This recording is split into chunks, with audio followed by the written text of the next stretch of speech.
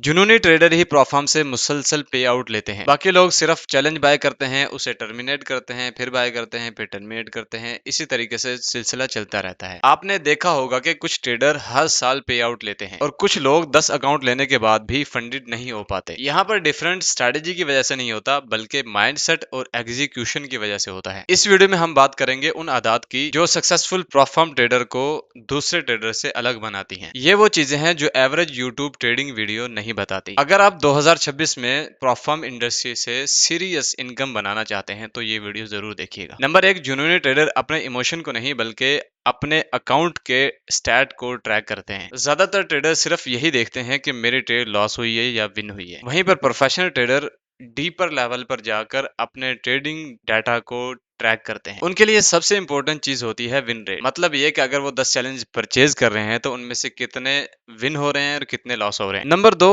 Passing rate को समझना बहुत जरूरी है। अगर आपका विन रेट 60% है तो इसका मतलब ये बिल्कुल नहीं है कि आपका हर फंडेड चैलेंज पास होगा। इसका मतलब सीधा सीधा ये है कि आपके कुछ चैलेंज पास होंगे और कुछ उनमें से फेल भी होंगे। सक्सेसफुल ट्रेडर इस रियलिटी को एक्सेप्ट करते हैं और इमोशनल नहीं होते। नंबर 3, फाइनेंशियल प्लानिंग ट्रेडिंग से पहले होती है। ऑब्सेस्ड ट्रेडर पहले इस चीज को कैलकुलेट करते हैं कि वो एक साल में कितने चैलेंज को अफोर्ड कर सकते हैं, यानी कि परचेज कर सकते हैं। वो आंखें बंद करके फंडेड अकाउंट बाय नहीं करते। उन्हें पहले से पता होता है कि उन्होंने कितना रिस्क लेना है और उस रिस्क पर उन्हें कितना लॉस हो सकता है। नंबर 4, टाइम टू पास बहुत इंपॉर्टेंट है। अगर आप 5 से 6 मंथ चैलेंज अकाउंट पर ही लगा रहे हैं तो भाई अर्निंग कब स्टार्ट होगी। चैलेंज अकाउंट सिर्फ एक गेटवे है, यानी कि एक तरीका है। असल पैसा आपका फंडेड अकाउंट के ऊपर ही बनता है। इसलिए स्मार्ट ट्रेडर फास्ट और कैलकुलेटेड वे में फंडेड स्टेज तक पहुंचते हैं। नंबर 5, रिस्क पर ट्रेड ऑप्टिमाइज करना बहुत जरूरी है, क्योंकि हर ट्रेड का परफेक्ट रिस्क अलग होता है। कुछ लोग अकाउंट बैलेंस के 0.5% पर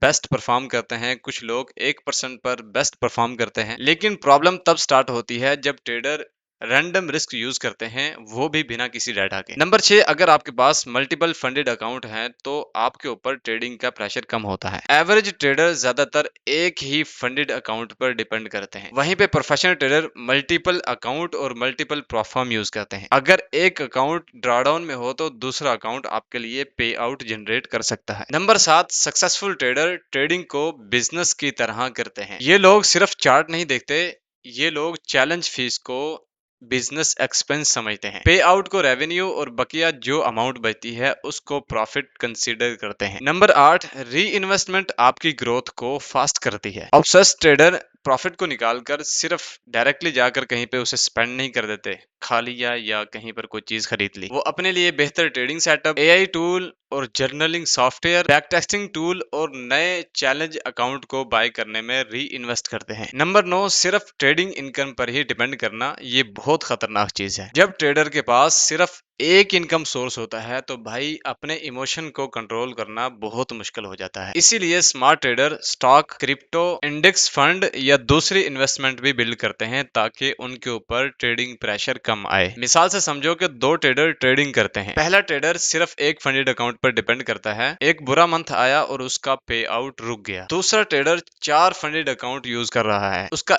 एक अकाउंट ड्रॉडाउन में गया, बकिया 3 अकाउंट थे, उसका पे आउट आता रहा। दोनों ट्रेडर की स्किल सेम है लेकिन सिस्टम डिफरेंट है। अब मुझे ये बताओ कि इन दोनों में से कौन से ट्रेडर का सिस्टम बेहतर है। अगर आप मल्टीपल फंडेड अकाउंट पर ट्रेड करते हो तो भाई मैं कुछ टिप बता रहा हूँ, उन्हें अपने पास लिख जरूर लेना। नंबर 1, हर चैलेंज अकाउंट का डाटा आपने सेपरेट ट्रैक करना है, यानी कि अलग अलग से ट्रैक करना है। नंबर 2, चैलेंज पासिंग रेट और एवरेज पे आउट आपने कैलकुलेट करने हैं। नंबर 3, रैंडम रिस्क आपने यूज नहीं करना। नंबर 4, मल्टीपल फंडेड अकाउंट आपने आहिस्ता आहिस्ता बिल्ड करने हैं। नंबर 5, ट्रेडिंग को आपने बिजनेस की तरह ट्रेड करना है, गैम्बलिंग की तरह नहीं। अगर आप सिर्फ स्ट्रेटेजी ढूंढते रहेंगे तो शायद शॉर्ट टर्म के लिए आपको एक्साइटमेंट मिल जाए, लेकिन अगर आप ऑब्सेस्ड ट्रेडर वाली आदत बिल्ड कर लेते हैं तो लॉन्ग टर्म पे आउट पॉसिबल हो जाते हैं। प्रॉफार्म ट्रेडिंग में डिफरेंस इंडिकेटर की वजह से नहीं बनता, ट्रेडिंग सिस्टम और डिसिप्लिन को फॉलो करने की वजह से बनता है। अगर आपको ये वीडियो अच्छा लगा हो तो प्लीज लाइक जरूर कीजिएगा, अपने दोस्तों के साथ शेयर कीजिएगा और कमेंट में जरूर अपनी राय का इजहार कीजिएगा।